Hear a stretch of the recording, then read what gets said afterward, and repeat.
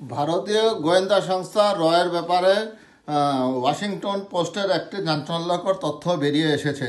সেখানে বলা হয়েছে মালদ্বীপের প্রেসিডেন্ট মইজুকে সরানোর ব্যর্থ চেষ্টা করেছিল ভারতের গোয়েন্দা সংস্থা জনগণের ভোটে নির্বাচিত হওয়ার কিছুদিন পরেই মালদ্বীপের প্রেসিডেন্ট মোহাম্মদ মইজু জ্বালাময়ী এক ভাষণে তার দেশে মোতায়েন ভারতীয় সেনাদের বহিষ্কারের অঙ্গীকার করেন। চীনের প্রতি বন্ধু বৎসল মৈত্র বেইজিংয়ের সঙ্গে একটি সামরিক সহায়তা চুক্তি সইয়েরও আগ্রহ দেখান। উল্লেখ্য, দেশটি ভারতের আঞ্চলিক প্রতিদ্বন্দ্বী, অর্থাৎ চীন ভারতের আঞ্চলিক প্রতিদ্বন্দ্বী। এই ঘটনার পর গত বছরের 2024 জানুয়ারির মধ্যে ভারতীয় গোয়েন্দা সংস্থা রিসার্চ অ্যান্ড অ্যানালাইসিস উইংয়ের আদেশে কিছু প্রতিনিধি প্রেসিডেন্ট মৈজুকে সরিয়ে দেওয়ার চেষ্টায় তার দেশের বিরোধী দলের নেতাদের সঙ্গে গোপনে আলাপ আলোচনা শুরু করেন। কয়েক সপ্তাহের মধ্যে একটি পরিকল্পনা তৈরি করা হয় এবং সেখানে প্রচুর পরিমাণে ঘুষের লেনদেন করা হয় বিরোধী দলের সাথে, যাতে করে মৈজুকে ক্ষমতা থেকে সরানো হয়। কেননা মৈজু ভারতের ক্ষমতার কেন্দ্রে থাকা, মানে ভারতের স্বার্থ সংশ্লিষ্ট বিষয়গুলির ব্যাপারে মাথা ব্যথার কারণ হয়ে দাঁড়িয়েছিলেন। এমনিতে মোদী সরকারের সাথে তার প্রতিবেশী দেশগুলোর সঙ্গে তেমন খুব একটা ভালো সম্পর্ক যাচ্ছে না। পাকিস্তানের সঙ্গে তো তাদের সম্পর্ক নেই, নেপালের সঙ্গে অনেকটা খারাপ অবস্থা, ভুটানের সঙ্গে খারাপ অবস্থা, এবং সম্প্রতি হাসিনা সরকার ক্ষমতাচ্যুত হওয়ার পর বাংলাদেশের সাথে ভারতের একটা দাকুমড়া সম্পর্ক সৃষ্টি হয়েছে।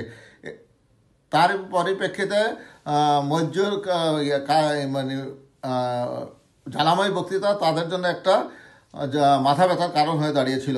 এই ঘটনার পর গত বছর 24শে জানুয়ারির মধ্যে ভারতীয় গোয়েন্দা সংস্থা রিসার্চ অ্যান্ড অ্যানালাইসিস উইংয়ের আদেশে কিছু প্রতিনিধি প্রেসিডেন্ট মৈজুকে সরিয়ে দেওয়ার চেষ্টা তার দেশের বিরোধী দলের নেতাদের সঙ্গে ঘুষের লেনদেনের মাধ্যমে মৈজুকে সরানোর ব্যবস্থা করেন। মোহাম্মদ মৈজুকে এভাবে সরানোর উদ্যোগের উপর ডেমোক্রেটিক রিনিউয়াল ইনিশিয়েটিভ শিরোনামের একটি অভ্যন্তরীণ নথি যা ওয়াশিংটন পোস্টের হাতে এসেছে। নথির তথ্য অনুযায়ী প্রেসিডেন্টকে অভিশংসিত করার উদ্দেশ্যে হাসিল করতে বিরোধী ওই রাজনীতিবিদরা পার্লামেন্টের 40 সদস্যকে ঘুষের প্রস্তাব দিয়েছিলেন, যাদের মধ্যে ছিলেন মৈজুর নিজ দলের কিছু সদস্যরাও। তাকে অপসারণের বিষয়টি নিশ্চিত করতে সেনাবাহিনী ও পুলিশের 10 জ্যেষ্ঠ কর্মকর্তা এবং প্রভাবশালী 3টি অপরাধী চক্রকে অর্থ দেওয়ার ইঙ্গিত পাওয়া যায় এই প্রতিবেদনে। এসব পক্ষকে অর্থ পরিশোধের ষড়যন্ত্রকারীরা 8 কোটি 70 লাখ রুপিয়া, অর্থাৎ মালদ্বীপের মুদ্রা, যা 60 লাখ মার্কিন ডলার সহায়তা চান। আলোচনা সম্পর্কে অবগত মালদ্বীপের 2 জন কর্মকর্তার ভাষ্যমতে ভারতের কাছে চাওয়া হয়েছিল এই অর্থ। কয়েক মাস গোপন আলোচনা চলার পর ষড়যন্ত্রকারীরা প্রেসিডেন্ট মৈজুকে অভিশংসন করার পক্ষে যথেষ্ট সংখ্যক ভোট প্রয়োজনে পার্লামেন্ট সংসদ সদস্যের সমর্থন আদায় ব্যর্থ হন। এতে ভারত তাকে উৎখাত করার চেষ্টা বা এ খাতে অর্থায়ন করার ব্যাপারে আর এগোয়নি। মালদ্বীপকে নিয়ে এ ষড়যন্ত্র এবং এর পিছনের গল্প ভারত ও চীনের বৃহত্তর পরিসরের প্রায় এক ছায়াযুদ্ধের বিরল চিত্রই এখন পর্যন্ত তুলে ধরে। দুই দেশের লড়াই মূলত এশিয়ার বিস্তীর্ণ অঞ্চল ও এর আশেপাশের জলভাগের উপর নিয়ন্ত্রণ প্রতিষ্ঠা করা নিয়ে চীন এবং ভারতের মধ্যে।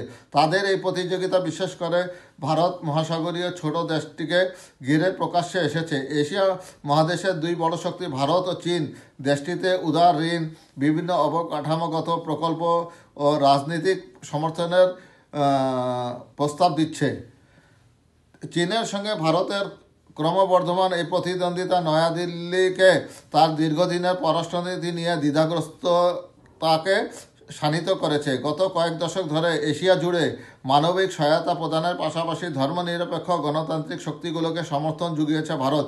এই সহায়তা সমর্থনের উদ্দেশ্য ছিল এমন সব নেতা তৈরি করা যারা নয়াদিল্লির পাশে থাকবেন, অর্থাৎ তাদের তাবেদারিতে থাকবেন। তবু দেশগুলোতে ভারত প্রায়ই গণতান্ত্রিক আদর্শের বিরোধিতা করেছে এবং পাকিস্তানের সঙ্গে ঘনিষ্ঠ বলে বিবেচিত নির্বাচিত নেতাদের ভীষণভাবে অবমূল্যায়ন করে স্থানীয় অসন্তোষ উস্কে দিয়েছে। ভারতের দক্ষিণে 1200 দ্বীপ নিয়ে গঠিত মুসলিম সংখ্যাগরিষ্ঠ মালদ্বীপের জনসংখ্যা মাত্র 5 লাখ।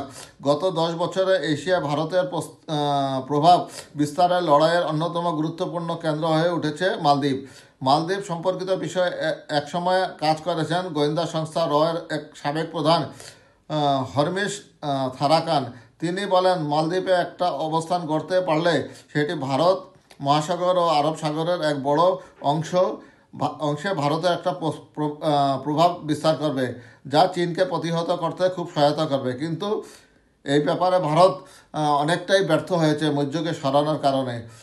এই প্রতিবেদনের বিষয়ে ভারতের পররাষ্ট্র মন্ত্রণালয়ের বক্তব্য জানতে চায় দি ওয়াশিংটন পোস্ট, তবে তার কোনো মন্তব্য করতে অস্বীকৃতি জানিয়েছেন। ভারত সরকার অর্থাৎ ভারতের বরাবরই তাদের বিরুদ্ধে যদি কোনো অভিযোগ উঠে তারা সবসময় এটা নীরবতা পালন করেন। আপনারা হয়তোবা দেখেছেন কানাডায় শিখ বিচ্ছিন্নতাবাদী নেতা নির্ঝরকে কীভাবে কানাডায় গিয়ে হত্যা করেন, এবং কানাডার প্রধানমন্ত্রী জাস্টিন ট্রুডো এ ব্যাপারে অভিযোগ দিয়েছিলেন, কিন্তু ভারত সরকার অনেক দিন নিশ্চুপ ছিলেন। পরবর্তীতে তারা দায় ছাড়া একটা প্রতিবাদ দিয়েছেন।